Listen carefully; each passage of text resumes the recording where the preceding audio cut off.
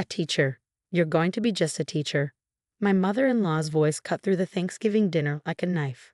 I sat there, clutching my acceptance letter to the master's program in special education, watching as Patricia Morton's face contorted with disgust. My name is Emma Sullivan, and at 26, I thought sharing my career news at Thanksgiving dinner would bring joy to my new family. Instead, I sat there, feeling my world shrink under my mother-in-law's cruel scrutiny. "Mom," my husband David warned, placing his hand over mine. But Patricia wasn't finished. "I always knew you weren't ambitious enough for my David," she continued, waving her wine glass dramatically. "A teacher, babysitting other people's children all day, that's hardly a real career." I felt my cheeks burn. 6 months of marriage, and Patricia had made it her mission to undermine every decision I made. But this was different. This was my calling, my passion, something I'd worked towards since watching my younger brother thrive in his special education program years ago. Special education is much more than babysitting. I started, trying to keep my voice steady. These children need. What these children need, Patricia interrupted, are real professionals. Doctors, therapists, not someone who couldn't aim higher than teaching finger painting. David stood up abruptly, his chair scraping against the hardwood floor. "That's enough, Mom. Emma's work is important." "Important?" Patricia laughed, the sound sharp and cruel. "What's important is that my son married beneath him. A Morton should be with someone accomplished, someone worthy of our family name, not some worthless teacher." Whoa. I didn't hear the rest. I was already walking out, my vision blurred with tears I refused to let fall. Not in front of her, never in front of her. David found me in our car, staring at the steering wheel. "Baby, I'm so sorry," he whispered, sliding into the passenger seat. She's old-fashioned. She doesn't understand." "She doesn't want to understand," I corrected him, finally letting the tears fall. "To her, I'll never be good enough." That night marked the last holiday we spent at Patricia's house. David supported my decision to distance ourselves, though I knew it hurt him. We built our life together, and I threw myself into my studies, graduating with honors and landing a position at Riverside Elementary's special education department. Years passed, and I found my purpose in my classroom. Every child who learned to read, every small victory, every breakthrough moment, they all proved Patricia wrong. I wasn't just teaching, I was changing lives, one student at a time. Then came the day that changed everything. I was reviewing IEPs in my classroom when there was a knock at my door. Looking up, I saw Patricia standing there, but not the Patricia I remembered. This woman looked older, deflated, holding the hand of a small girl with golden curls and worried eyes. "Mrs. Sullivan." Patricia's voice was different too, lacking its usual sharp edge. She didn't seem to recognize me, probably because she never bothered to visit our home or look at recent family photos. "Yes," I answered, keeping my voice professional despite my racing heart. "I'm Patricia Morton. This is my granddaughter, Lily. We have an appointment to discuss her evaluation results." The irony wasn't lost on me. Patricia Morton, standing in the classroom of the worthless teacher she dismissed so cruelly, seeking help for her precious granddaughter. I looked at Lily, who was clutching a worn stuffed rabbit and avoiding eye contact. Classic signs I'd learned to recognize over my years of teaching. "Of course," I said, gesturing to the chairs in front of my desk. "Please sit down." Patricia helped Lily into a chair, then settled beside her, smoothing her expensive skirt nervously. "The school recommended your program. They said you're the best in the district for children with learning differences." I picked up Lily's file, though I'd memorized it days ago. "Lily has been struggling with reading and social interaction," I stated, watching Patricia's face carefully. "The evaluation suggests she would benefit from our specialized program." "Yes," Patricia whispered, gripping her handbag tightly. "Her mother, my daughter Sarah, she's devastated. We've tried everything. Private tutors, expensive learning programs. Nothing seems to help." I turned my attention to Lily, who was making her rabbit dance on the desk. "Hi, Lily. Would you like to see our reading corner while I talk to your grandmother?" Lily looked up briefly, then back at her rabbit. "Does it have soft things?" "The softest," I assured her, "and some very friendly stuffed animals who love to read." After settling Lily in the reading nook, I turned back to Patricia. "Mrs. Morton, our program isn't about expensive solutions or quick fixes. It's about understanding each child's unique needs and creating an environment where they can thrive. Patricia nodded, dabbing at her eyes with a monogrammed handkerchief. They say you work miracles here, that you understand these children in a way other teachers don't. The compliment she'd never meant to give me almost made me smile. Every child has potential, I said, echoing the words I'd tried to tell her at that Thanksgiving dinner so long ago. They just need someone who believes in them and knows how to help them shine. How? Patricia cleared her throat. How soon could she start? I pulled out the enrollment forms already prepared. We can begin next week, if you'd like. I have an opening in my morning group. Your group? Patricia looked up sharply, finally really looking at me. I saw the moment recognition dawned in her eyes, washed as the color drained from her face. Emma? You're Mrs. Sullivan. Hello, Patricia, I said quietly. It's been a while. She sat there, mouth opening and closing.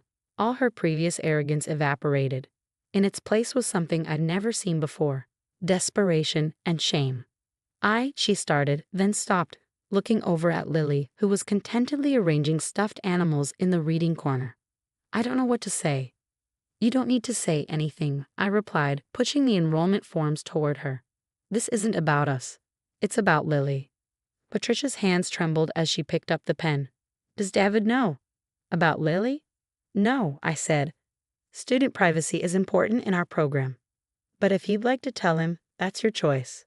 She signed the forms, then looked up at me with tears in her eyes. The worthless teacher, she whispered. That's what I called you. And now you're the only one who might be able to help my granddaughter. I stood up, gathering the forms. The past is the past, Patricia. What matters now is giving Lily the support she needs to succeed. As they left my classroom that day, I watched Patricia holding Lily's hand, her shoulders hunched with the weight of her previous judgments. The worthless teacher she dismissed so easily was now her granddaughter's greatest hope.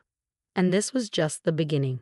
The first day Lily arrived in my classroom, Patricia hovered by the door, her designer handbag clutched tightly against her chest.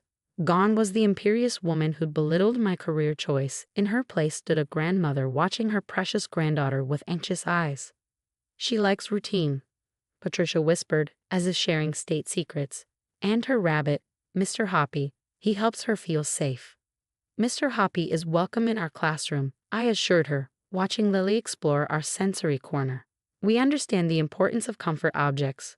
Patricia lingered, her eyes darting between Lily and me. I could see the questions she wanted to ask, the apology she couldn't quite form. Instead, she just nodded and reluctantly left, looking back 3 times before finally walking away. Over the next few weeks, I watched Lily bloom in our classroom environment. While other teachers might have seen a struggling student, I saw a bright mind that simply processed information differently. She had an extraordinary memory for patterns and could recite entire conversations from days ago, even if reading simple words was still a challenge.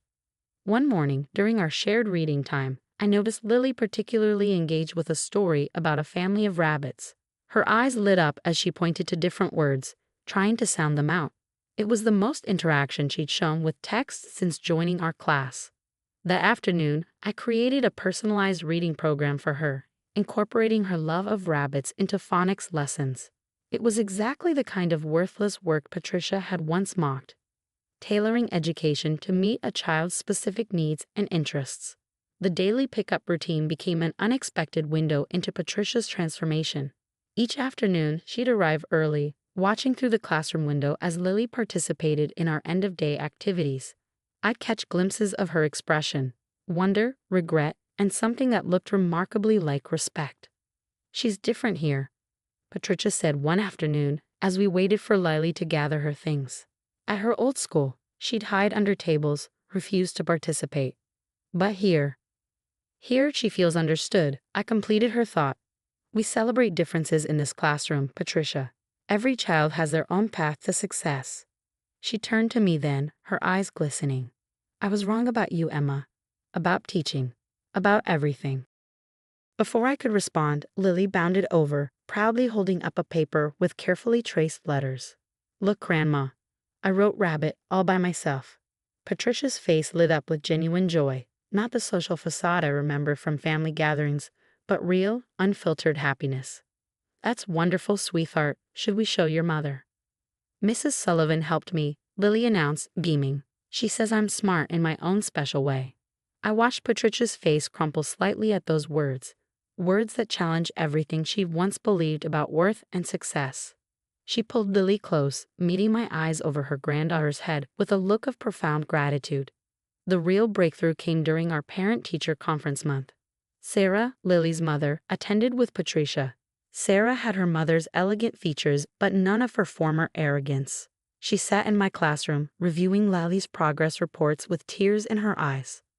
I don't understand, Sarah said, looking at the graphs showing Lily's improvement. Her last school said she was hopeless, that she'd never read at grade level. But these results. Lily isn't hopeless, I stated firmly. She's gifted in ways that traditional classrooms don't always recognize. Yes, she struggles with reading, but her verbal comprehension is extraordinary. She has an incredible capacity for understanding complex patterns and remembering details. Patricia, who had been unusually quiet, suddenly spoke up. Emma has a gift, she said, her voice thick with emotion. She sees potential where others see problems. I almost dropped my pen in shock. Patricia Morton, acknowledging my abilities, the same woman who'd called me worthless, was now praising my work. Sarah looked between us, confused. You two know each other. Patricia straightened in her chair. Emma is David's wife, my daughter-in-law. Sarah's eyes widened. The one you said, she stopped abruptly, glancing at me apologetically. The one she said wasn't good enough for her son. I finished gently. Yes, that's me. Patricia flushed deep red. I was wrong, she declared, looking directly at me. So terribly wrong. You're not just good enough. You're extraordinary. What you've done for Lily, how you've helped her. I don't have words. The silence that followed was heavy with years of hurt and healing. Sarah looked at her mother with newfound understanding, perhaps seeing for the first time how Patricia's rigid views of success and worth had affected others. Lily talks about you constantly, Sarah said, breaking the tension. At home, it's always Mrs. Sullivan says, and Mrs. Sullivan showed me. You've given her something we couldn't. Confidence. I pulled out some photos of Lily's recent achievements, her first independently written story about a family of rabbits, naturally, her presentation to the class about different types of clouds, her role as line leader during our daily transitions. Lily doesn't need to be fixed, I explained, spreading the photos on my desk. She needed to be understood and supported.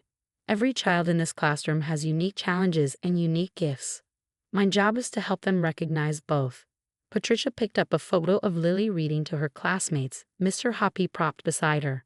I remember that dinner, she said quietly. When you told us about your teaching plans, I was so focused on status, on what I thought success looked like. I couldn't see that true success is this, helping children believe in themselves. She looked up at me, her carefully maintained makeup slightly smudged from emotional tears. Can you ever forgive me, Emma? I thought about the hurt, the years of avoiding family gatherings, the way her words had sometimes echoed in my moments of doubt. But I also thought about growth, about change, about the power of admitting when you're wrong. I already have, I replied softly. Sometimes the best lessons come from our biggest mistakes. Sarah reached over and squeezed her mother's hand. Mom, maybe it's time to tell Emma about the foundation. Patricia dabbed at her eyes with a tissue. Yes, perhaps it is. She turned to me with a hint of her old determination, but this time it wasn't aimed at tearing me down. I've been thinking about what you said, about every child deserving a chance to shine. I want to start a foundation, funding special education programs in schools that can't afford them. I sat back, stunned by this revelation. That's amazing, Patricia. And we'd like you to be on the board, Sarah added, to help us understand what these programs really need to succeed. As I looked at these two women, my former adversary and her daughter, I saw something I never expected. Allies in my mission to help children like Lily reach their full potential. I'd be honored, I said, and for the first time since that Thanksgiving dinner years ago, Patricia's smile reached her eyes. 3 years later, I stood at the podium of the Morton Educational Foundation's annual gala, looking out at a sea of faces. Patricia sat in the front row, Lily beside her, both beaming with pride. My husband David squeezed my hand before I began my speech. When I first became a special education teacher, someone told me I was worthless, that I was just babysitting children. That person is now one of our strongest advocates for inclusive education, proving that, like our students, adults can learn, grow, and change their perspectives. Patricia's eyes glistened as she nodded slightly, acknowledging our shared journey. In the past 3 years, the foundation had funded special education programs in 12 schools, trained over 100 teachers, and changed countless lives. Lily, now 10, had blossomed beyond anyone's expectations. She was reading at grade level, excelling in science, and had even started a lunch club for students who felt different or left out. The girl who once hid under tables was now helping others find their place in the world. Success isn't a straight line, I continued, gesturing to the presentation screen behind me. It's not about fitting into someone else's definition of achievement. It's about understanding that every person has unique gifts to offer the world. The screen showed photos of our foundation's work, children discovering their talents, teachers implementing new methods, classrooms transformed into spaces where differences were celebrated, not stigmatized.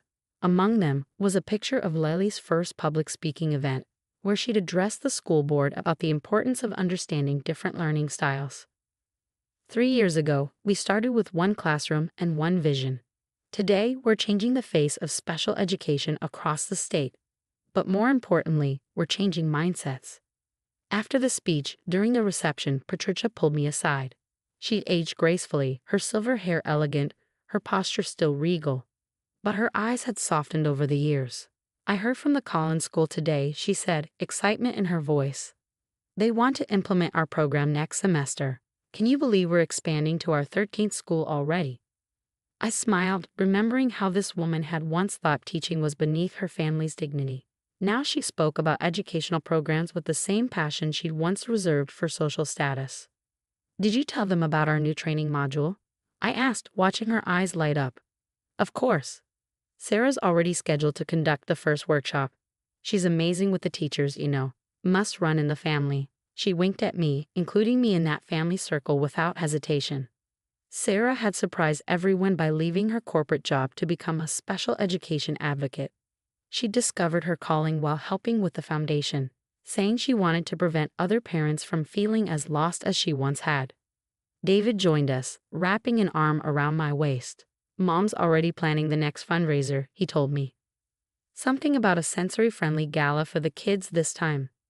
It's important for them to have their own celebration, Patricia insisted.